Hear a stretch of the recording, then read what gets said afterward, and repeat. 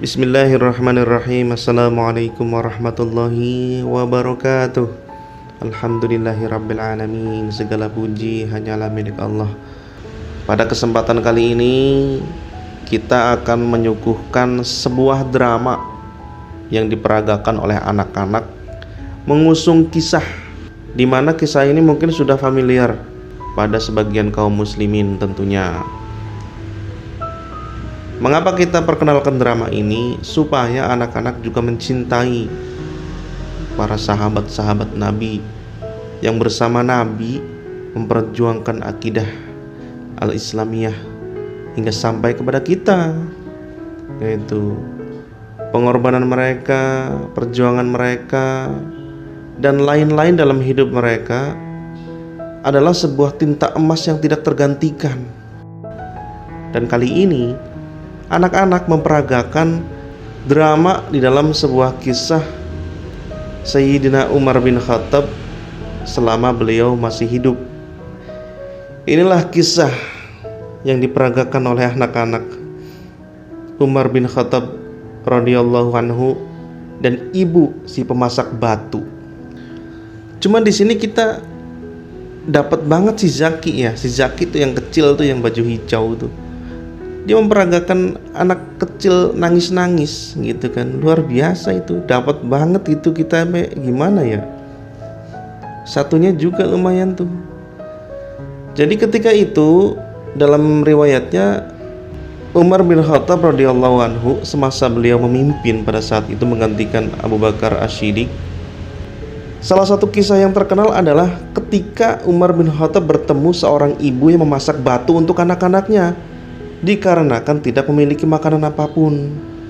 Jadi kebiasaan rutin seorang khalifah Umar ibnul Khattab sebagai rutinitasnya adalah dia berjalan bersama pengawalnya untuk melihat kondisi rakyatnya di malam hari. Nah, sampailah Umar bin Khattab di sebuah dusun kecil terpencil. Pada saat sepertinya sudah tidak ada lagi terdengar warganya yang kelaparan, tiba-tiba dia mendengar ada suara tangis dari anak kecil. Tak lama kemudian tangisnya berhenti, namun sebentar terdengar lagi. Tangis anak kecil ini terdengar memilukan hati.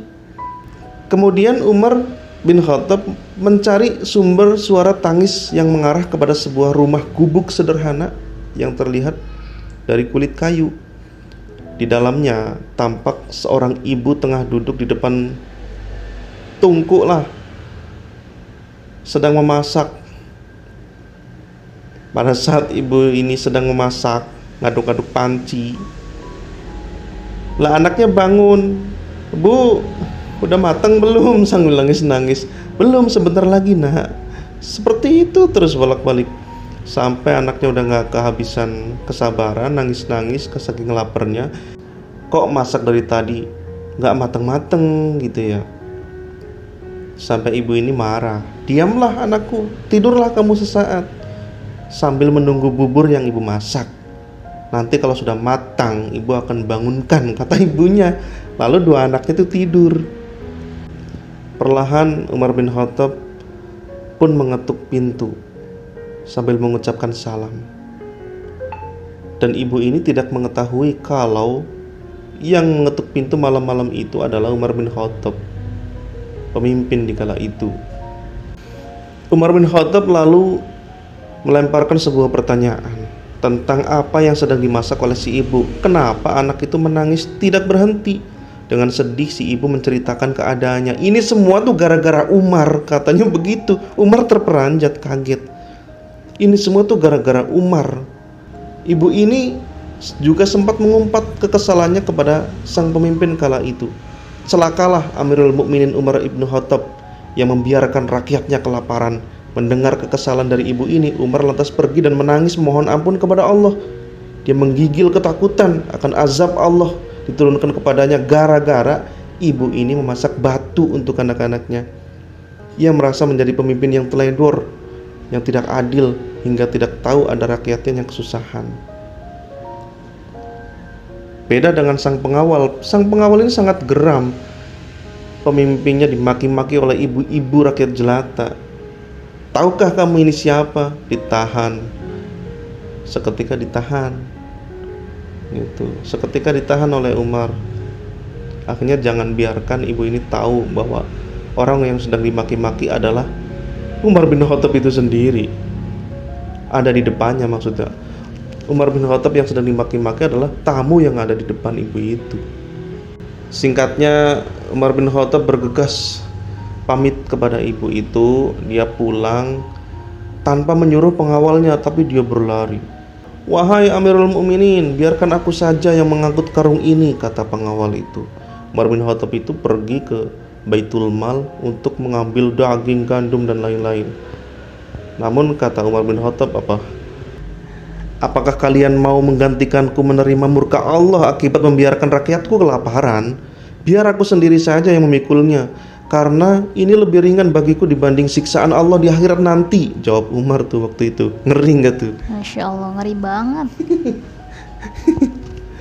Atau ini dapat banget diperagakan oleh anak-anak, Masya Allah. Setelah sampai di rumah ibu yang tadi, Umar langsung masakkan sebagian gandum ini dan dijadikan makanan. Dan ibu ini terheran-heran, siapa tamu ini, aneh banget. Lalu anaknya pun dibangunkan.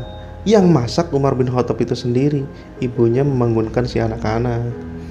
Hingga sampai pertemuan ibu dan Umar bin Khattab itu berakhir, ibu itu belum tahu bahwa yang mengambil daging, mengambil gandum, yang mengantarkannya langsung, yang diajak berkeluh kesah ternyata adalah Umar bin Khattab itu sendiri, yaitu.